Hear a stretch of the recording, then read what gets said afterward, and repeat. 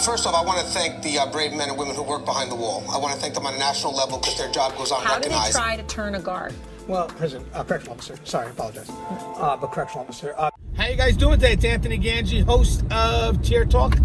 Hey guys, today we're going to do a collaboration. So another Talking on the Tiers with my panel of experts, Keith Helwig, Connie Eileen, Russ Hamilton, William Young, and we're going to touch on complacency. Complacency is always a topic worth revisiting. Complacency is our deadliest enemy. So we're not going to cover every area that you could possibly be complacent in, but we're going to talk about areas that we feel are important, just to kind of make us stay alert, stay alive. That's the key. That's why we're doing this video. We're going to touch on everything from doing your rounds, to searches, to working with those inmate details, your tools, and just your overall situational awareness. It's a great video. There's a lot to cover here. And again, just would love your thoughts, love your comments. As always, guys, the show is Tier Talk. If you haven't, please subscribe, interact, engage, comment, hit that bell. That bell's going to notify you every time I post a video. We're going to go to our sponsor, and when we come back, we're going to dive into complacency as requested. Stand by. I wanted to attend a university that had an intelligence program. I wanted to look at problems different. I wanted to increase my critical thinking abilities. AMU offered those avenues to expand. Obtaining your degree as an adult, you're actually paying yourself and investing in yourself. You can't put a dollar on it, it's priceless. It's something that can never be taken away from you. American Military University. Learn from the leader.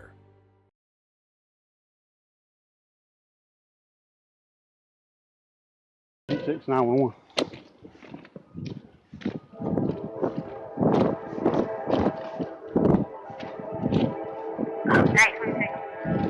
Come here.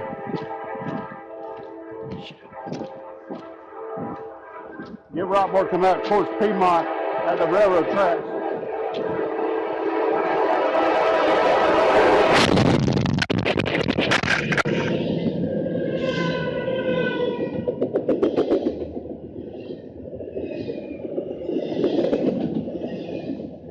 Oh yes, the curse of complacency, the cancer of being too comfortable when walking through your correctional facility. I myself have been guilty of this, and this is something that we see every day.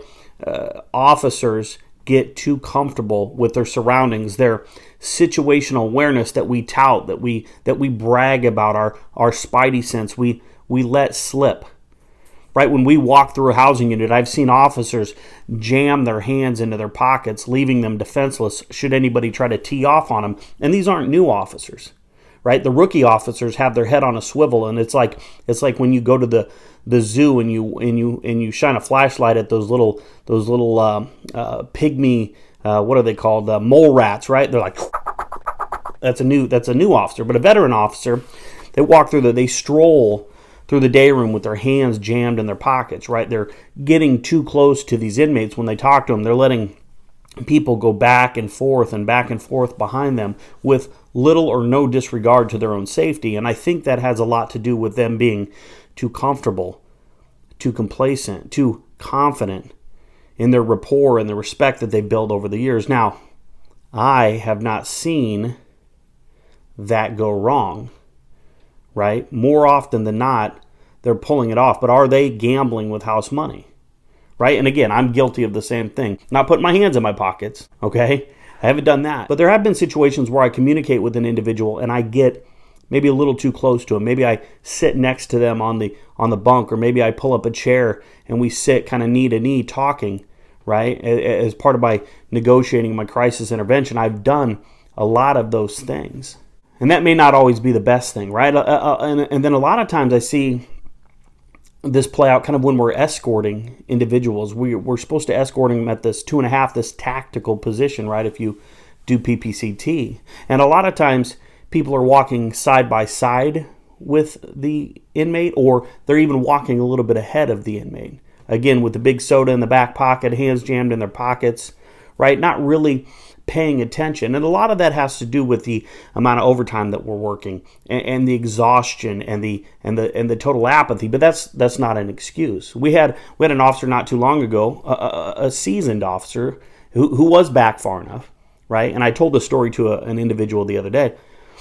This officer's walking an inmate to another housing unit. The inmate drops his bags, turns around, and just punches him right in the mouth.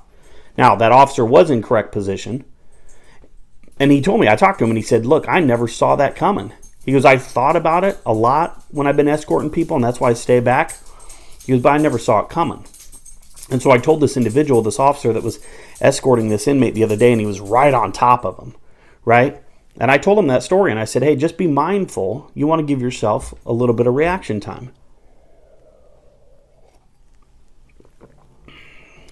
Guys, our situational awareness is what keeps us alive. It's our survival technique to get through this, right? And so we have to be mindful of where we are in the housing unit. We can't get too comfortable. We can't get too confident with our ability to react in these situations because we never know, right? They're watching us all the time. They're taking notes. They know when our days off are. They know when we make the rounds. They know who we like to talk to, when we like to talk to, how we like them to keep their rooms, right? They study us. We say we study them and we know our people, but they have nothing but time to watch us. So just be mindful. Don't get too complacent. Don't get too comfortable. Beware of your surroundings. All right, I hope this helps. Until next time, be smart, stay safe, stay sane, and we'll talk soon.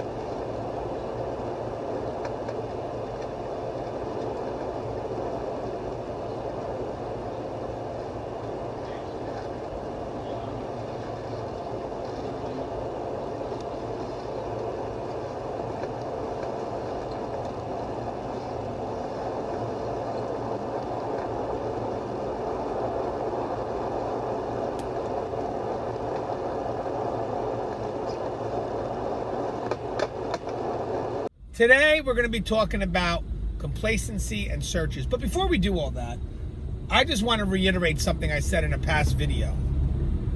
Make sure that the practices that you have committed yourself to every day are aligned with policy and procedure. Sometimes we don't realize that a lot of the things that we do every day are so far removed from policy and procedure. They were born out of convenience, and unfortunately, we kept it going, and now we have senior officers training rookies on that convenience, and nobody's going back checking policy to realize, oh my God, we have strayed so far from policy. In some cases, I remember that happening with movements. At one point, you're allowed to have 20 inmates out, but let's say one day there is an emergent response, you respond, and then that delays everything. So maybe the supervisor says, you know what, for today, allow 25 for today. Then you realize, wow, allowing 25 moved things a lot quicker. So now 25 becomes the norm. So 30 don't look so bad. Problem is, we're getting further and further from policy. And then when you ask an officer, hey, how many inmates are allowed out on this movement? They say, oh, 25 or 30. Really? Yeah. Have you read policy? And they read policy and they see, oh, it's 20. Practice. Practice can be our worst enemy if we're not constantly reminding ourselves of what policy is and making sure our practices are in line with policy. That's why you have supervisors coming into unit at least once a year or once every 2 years with updated policies. And they're going to ask you to sign that. They're going to ask you, do you understand that? So you're going to acknowledge that. Make sure you read it, because you're going to be held responsible if you violate that. So you got to know what those policies mean, what they expect from you. Okay, so now with that said, when it comes to searches, Now, some of your agencies may have policies that require the officer to do, let's say, 3 cell searches a day, or 3 bed areas if it's a dorm. Maybe if there's mass movement, you have to pat frisk a certain amount of inmates a day. Now, you're going to have to note that somewhere, whether it's on your tour sheets or whether it's in your logbook, but you're putting down that I did these things. I did these 3 cell searches. I searched these 3 bed areas. I pat frisked 10 inmates during mass movement, whatever the case may be. And you're going to be held responsible for those searches, for those pat frisks. Now, for us, 9 times out of 10, we're going to do searches, we're going to do pat frisks, and we're not going to find out anything. 9 times out of 10. And that could be discouraging, right? 9 times out of 10, you don't find nothing. You know, you kind of get discouraged, and eventually you're just going through the motions. Let me just get this done. Oh, shoot, I forgot to do my 3 searches. Let me go ahead and pick these 3 areas, blah, blah, blah, done. Sign it in the book. Because you're not really doing it to be effective. At this point, you're doing it because, well, I got to get it done. But you're not really doing it at 110%. You're just doing it to kind of do a walkthrough and then put it in the logbook that you did it, because that's the key. The logbook, you know, has to record the fact that you did those 3 searches so you could abide by policy, but you're still not doing it the way it should be done. You're still not being effective. I mean, there could be some people who, and you know, in all honesty, let's say they couldn't get to the 3 searches. Instead of them admitting that and say, hey, I couldn't do 3 searches today, they go ahead and lie and put in the logbook that they did the 3 searches. If I was a supervisor, I'd rather have you tell me, hey, listen, I couldn't do the searches today. I apologize. I'll maybe double up tomorrow, or, you know, if it's okay, I just wanted to let you know that I got busy. I got tied up doing these things. And this way, I know as a supervisor, okay, it's fine, it happens. We have busy days. But at least I know the logbook is accurate. Because if another officer comes in to relieve you, and they look in that logbook to see what you have done that day, they're going to say, okay, well, he did these searches. So these searches should be done, should be completed. So I'll go ahead and move into this other area. Well, now, you didn't really do those searches. Or you maybe not have done them at all.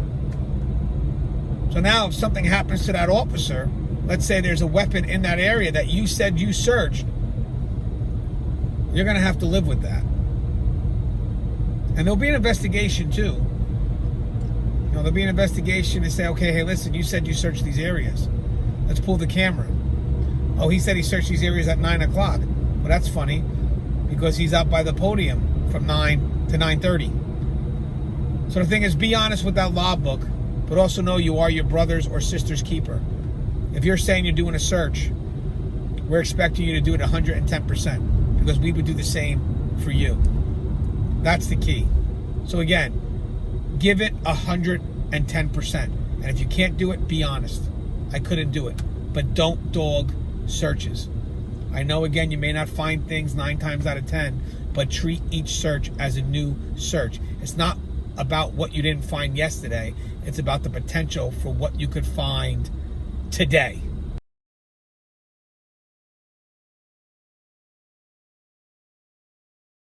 Two correctional officers responsible for guarding Jeffrey Epstein the night authorities say he killed himself in a Manhattan jail are now facing criminal charges. Tova Noel and Michael Thomas are accused of falsifying prison records to conceal that they were sleeping and browsing the internet instead of keeping watch on prisoners at the Metropolitan Correctional Center. This is Keith Helwig from Cops Corrections Videos. If you like my videos, please hit the red subscribe button and we'll be friends forever. I'd like to talk today about complacency. I've made videos in the past about complacency and how complacency can be a killer. And I want to discuss complacency in a specific area, that being in a correctional setting of officers failing to make rounds. You know, no matter what post you work, whether it's a perimeter post, whether it's a cell block, whether it's a dining hall, whether it's a school facility, whatever, you are required to make rounds. Now, it varies from state to state. It varies from facility to facility. I know the institutions I worked at when I was an officer and a sergeant, you had to make a round at least every 30 minutes. Now, that didn't mean you made it at 10, you made it at 10:30, you made it at 11. That meant you made it at 10:07, you made another one at 10:25. You varied your rounds to keep people on their toes. I've seen too many people become complacent about their rounds and their responsibilities when they're making their rounds. In fact, if one were to look at the past history of major disturbances in correctional facilities, a lot of it has to do with complacency by the officers. Now, I'm not saying the officers caused the riots by their complacency, but the riots were allowed to expand because of the officers' complacency. Now, before people get their undies in a bundle and think I'm blaming the officers for the riots, I'm not.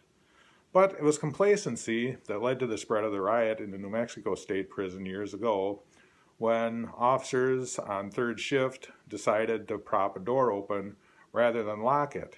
Had they locked that door, that disturbance would not have been able to proceed through that facility. In Ohio, one of the longest hostage situations in prison history in the United States played out because of officer complacency. 2 inmates that worked in the kitchen, who happened to be lifers, watched the routine every day as an officer left the kitchen, went to the bottom of the sally port by the tower, and was let into the tower to deliver the meal. Well, the policy and the procedure called for the officer inside of the tower, there were 2 officers, called for one of the officers inside of the tower to identify the officer that was coming into the tower, make sure it was an officer, and all that kind of stuff before they let him in. Well, these inmates watched it long enough and they knew that that officer was not following procedure. So they took over the officer that was working in the kitchen. They took his uniform. One of these murderers, convicted murderers, went to the base of the tower in an officer's uniform, and the officer in the tower did not check to make sure that he was in fact an officer, and he allowed him into the tower.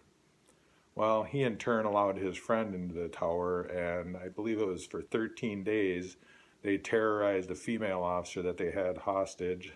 They'd raped her. They beat the male officer. They eventually let him go. But it was officer complacency that allowed them to get into the tower. Had the officer followed procedures and not become complacent, just looked down and thought, well, that's another CO coming in. I'm just going to pop him in, no need to check IDs. That would not have happened. In my own career, I've seen complacency in action. I recall a specific incident of a sergeant who made a round at the beginning of their shift and at 10 o'clock at night, and at 5:45 in the morning found an inmate dead in his cell. Well, by the time they alerted everybody, rigor mortis had already set in. So that individual had been dead for quite a while, so it was apparent that that officer was not making their rounds every half hour as they were supposed to. Now, myself and another captain were assigned to investigate this, and at that time, because of the union contract, we couldn't use cameras in the facility for disciplinary purposes, but we discovered that the officer in charge made a round when he came on at approximately 10:15 and went and sat in the sergeant's booth, and his sergeant, who I hold equally culpable in this situation, they sat in that booth until 5:45 in the morning when he made his second round. Now, unfortunately, we couldn't do anything because of the union contract at that time. However, the officer did transfer to another shift and to another position. Another situation which just occurred recently. Once again, the officer made a round at the start of his shift on third shift. And everybody knows third shift is about as interesting as watching dry paint turn yellow in most institutions. Inmates are locked down. He was working in a secured unit. Inmates were locked down, made a round at the beginning of his shift, made a round at the end of his shift. And in the meantime, an inmate had suffered a medical emergency and had basically bled out. Now, he didn't bleed out because he committed suicide. He bled out because he had a stoma, and the stoma came loose, and he bled out. Well, once again, given the time frame, they knew that the officer had not made his rounds, and he ended up losing his job over it. Things have changed over the years. I personally had to terminate 2 deputies when I was a lieutenant for a sheriff's department that worked in a juvenile facility, who for over a week were making 1 round a shift. Well, when it came to light that they weren't following the procedure and the law, they ended up losing their job. So complacency is something that's easy to fall into. It's something that's easy to break. How long does it take you to really make a round of your unit, particularly on third shift? There's no movement, there's nothing going on. Make your rounds. Don't be complacent. Don't let complacency kill an inmate. Don't let complacency kill your job. Until next time, this is Keith Helwig from Cops Corrections Videos. Stay safe and watch your back.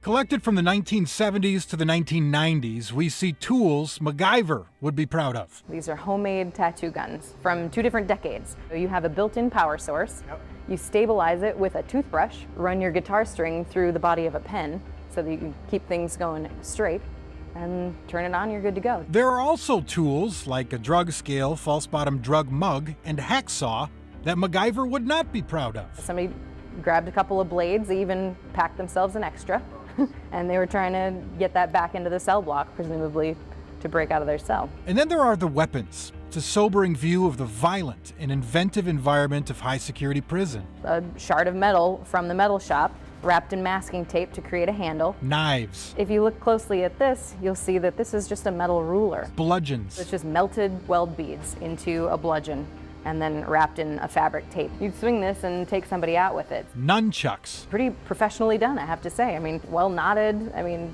well drilled, well finished. Somewhere an inmate saying, "Thank you, Sandra." Yeah.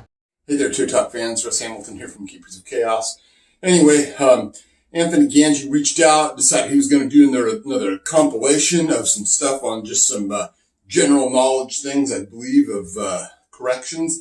And so the straw that I pulled in this particular one is one on key and tool control. So, you know, if you've been around this game for a while, you should probably understand just how big a deal key and tool control is. I mean, it's literally, it can be the difference between life and death. It can be, you know, dangerous for you, dangerous for your partners. Worst of all, if we don't have good key and tool control, we can do something that endangers the public. And let me tell you something, safety of the public is our #1 priority in corrections. That's what we exist to do. There's no other higher function than that. So what I'll talk to you a little bit about is just, you know, kind of the way that I've seen it, kind of the things that I've done over the years. And then I'll leave you with a couple of for instances, if I could drum something up out of my head here. So anyway, key and tool control, you know, the basics usually are key and tool control is usually, you know, located somewhere central. There might be a couple decentralized areas where you get those things from. One of the things that we did a video about in the past was talking about, you know, what happens if, you know, keys turn up missing, or, God forbid, an inmate says, "Oh, hey, you know what? I noticed you dropped your keys," and hands those to you. What happens then? Well, that's the kind of thing that, unfortunately, a lot of people try and sweep under the rug. In the case of an inmate having control of keys, what do you have to worry about?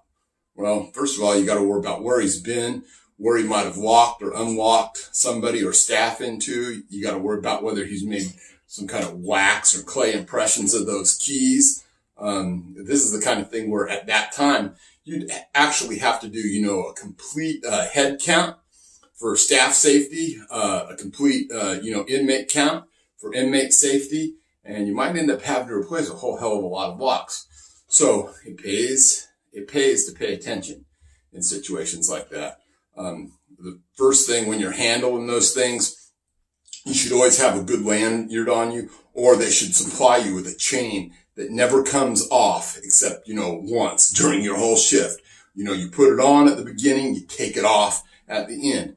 And the same thing for your belt. You should never be taking that belt off unless you've got to go to the restroom. That's the only time, because otherwise people have brain farts and they end up turning something that should be small into a big fiasco. And we don't want any of those fiascos to cost anyone their lives. Another thing, you know, about key and tool control, and I tell this one over the years, you know, I had a particular maintenance guy and he thought he was doing good. He really did. Because we had this, we used to have these series of dorms. And so he'd use his keys and he'd open up those dorms and kick them all out and then put his crew in there. And then, you know, he'd walk off. Well, what's his crew doing there? His crew has a bunch of tools. So what do you think that I found out they were doing after I hit him up about it? Yeah, they're in there hollowing out benches and stuff, making, you know, places to store dope and cell phones and that kind of thing. So at this point, this maintenance individual, he's checked all of this stuff out for his inmates to use, but he doesn't have direct and constant observation of what they're doing with it. And he was, clueless as to how the criminal mindset works. Is that, he was thinking about it as just, the tools. He can't lose those. Well, it wasn't about losing the tools. It was about what those tools were doing while they were out of his sight. So that's another thing to keep in mind. Always be thinking about how an inmate can get around something that's considered to be, a security policy or security procedure.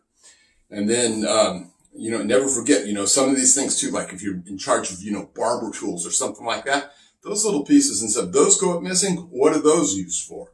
Well, yeah, they're going to take those things and they're going to start cutting through pieces of metal and making shanks. So don't ever take this stuff lightly. You should always have accountability for that, whether it's in a logbook or whether it's a 1-for-1 chit exchange or, the last place that I actually worked out what we had was we had electronic tags on them and we would scan them in and out, using our identification card at the same time. And that's how you got to be up to date on these things. You got to be sure that you're, doing your inventories. So the last little bit that I'm going to talk to you about and give you just for instance, we were getting a guy from back out of court. Now this is a guy that you might have heard of. He was called the Night Stalker. That was his AKA, Richard Ramirez. Okay.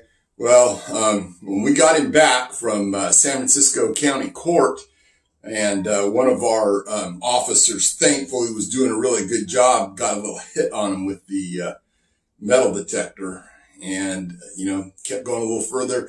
Finally, I had to put him on contraband watch. And when everything was said and done, he had a hypodermic syringe on him, keistered up the old prison wallet there, along with a handcuff key, and then also a little sticker that said, "I love chocolate." So, this guy's on death row. He's got nothing to lose and got a hold of a handcuff key. Where did that come from? Well, that came from probably someone who lost their handcuff key working over in the San Francisco County Jail and didn't bother to report it. And then one way or another, it made its way to him. Maybe he bought it from someone who knew where it was stashed for years and years. It's possible it was smuggled in. But that's why we have to keep control of this stuff. That's why you don't take your own keys in. That's why you make sure that, if you do something stupid, that you tell on yourself so that hopefully we can locate that item before it's used for some sort of nefarious activity or before it costs someone in the public or one of your partners their lives. So anyway, that's just, basic corrections 101 for you there. But I think it kind of outlines some of the worst case scenarios that we want to avoid and why you want to stay on top of your game as it relates to key and tool control. This is Russ Hamilton. I'm signing off.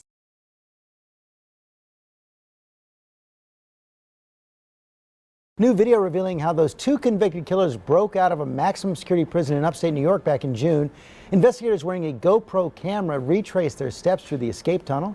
ABC's Lindsay Janis here with the story. Good morning, Lindsay. Good morning, George. This video takes you from the inmate cells through the underground tunnel system in the prison and out that manhole where they escaped. Coming to the end of A block. This morning, ABC News obtained exclusive new video showing the escape route authorities say David Sweat and Richard Matt used to bust out of prison on June 6th. Entering the underside of the laundry facility. The video showing two state investigators using a GoPro camera to reveal the convicts' path to freedom. The inmates first cutting holes in the back of their cells, crawling through onto the catwalks behind. 3 minutes later, shimmying down into the prison's underground tunnel system. Approaching the first significantly tight squeeze. At about 9 minutes in, squeezing through this hole, taking them into another cell block building. About 9, almost 10 minutes in. Just minutes later, they're underneath the prison's asphalt yard. Getting warm. At 17 minutes in, squeezing through that now infamous steam pipe. We're gonna get in this pipe. Sweat telling police it took him 4 weeks to cut those holes. Matt shedding 50 pounds so he could fit through. Investigator emerging from the steam pipe. That pipe taking them outside the prison walls. And this morning, the new video revealing it likely took just 20 minutes from their cells to freedom through that manhole. Their brazen escape kicking off that massive manhunt. 3 weeks later, Matt shot by police, Sweat captured alive. That steam pipe so crucial. Police say the inmates came across it while they were out in the prison yard like a speed bump under their feet. That entire 20-minute video is on our website. George? That is just incredible. Okay, Lindsay, thanks very much. Hi, Connie Eileen here from the Civilian Corrections Academy. We're going to talk about complacency. Complacency really is just one of those things that can ruin your career. It can make a very easygoing day a disastrous day. It's all those things that over a period of time, working in the environment, you begin to take things for granted and you almost forget like what our reality is, right? Where we constantly have to be in this state of awareness and cannot forget that we are working in prisons, in jails, with a population that is so volatile. You don't know from day to day what that population is going to do. Today, everything seems quiet, and tomorrow all hell breaks loose, right? And so the moment we start to forget about where we are, or we get so comfortable in that space, is where we find ourselves in dangerous situations. So I had an experience where I had inmate workers covering the medical and mental health units. They would clean spick and span, no problem. And, you know, they were very agreeable, easy to talk to, no issues. You give them directions, they follow directions. And really, it would appear they required minimal supervision. And so the process was, you know, officers had eyes on them, all staff kind of had eyes on them, you know, while you're doing your everyday work, but no one was really like just watching them. They weren't, you know, workers in the units that were being escorted, right? There was not that one-on-one oversight. And so an opportunity presented itself where an offender had access to discarded medication, meds that should have gone out to biohazard. It hadn't gone out. And so this offender was taking these meds and kind of stashing them, stashing. And we ultimately got wind of this happening, but it was a long time happening. And when we finally found out who the offender was and just where these meds were being stashed and all that other stuff, it was disaster. Like, it was almost, I don't know, maybe 4,000 pills. There was maybe 1 or 2 narcotics in the mix, so the DEA had to come in. There was search and seizure of everything everywhere. I mean, all the cells were being tossed, all the meds that they found syringes. Like, there was so much that was being found because this particular offender that we all kind of trusted and could easily give direction, and they would get followed to the T. When the opportunity presented itself, that offender seized the moment, right? And so what happened there, right? Clearly there was a breakdown because there are post orders for what should happen when you have inmate workers, right? And so you've got officers not searching the offender when offender returns to cell. You've got medical team, mental health team engaging with this person or this inmate and not necessarily paying close attention. So that situational awareness, understanding what's where, understanding if someone's going into this closet, is this closet a closet where an inmate should be in, right? Because sometimes there are things that are stored in places that an offender should not have access to. And if we're not mindful and we're not paying close attention to that, we could have a serious issue as the one that I faced. So all I can say about complacency is we have to remember that our environment is volatile, it's uncertain, it's complex, and sometimes quite ambiguous. And the moment we forget how volatile it is, how volatile that population is, sometimes there's things going on the back end. Like, I mean, we don't like to necessarily talk about like the prison politics or the inmate politics, but it's happening. And here you got this offender who has access to medical. Does this person have access to syringes? Do they have access to meds? Like, what do they have access to? And how can that offender leverage what they have access to do things on the back end, right? I mean, it's the nature of the beast that these kind of things happen. Only thing I can say is stay awake, stay aware, stay focused, and really, if the orders say this person gets searched every time they enter or exit a unit, search them every time they enter or exit a unit. Civilians, you know full well, you see something, you say something. We might not be responsible for actually searching, but there's no reason why you can't go to the officer and say, hey, I saw something. Let me point it out. Let me tell you who it was. It is what it is, because that's days of searches. That's days of cells getting tossed up. That's days of service interruption. That's days of just everything out of whack. The operational disruption that these issues cause is significant. So I tell you guys, just stay focused.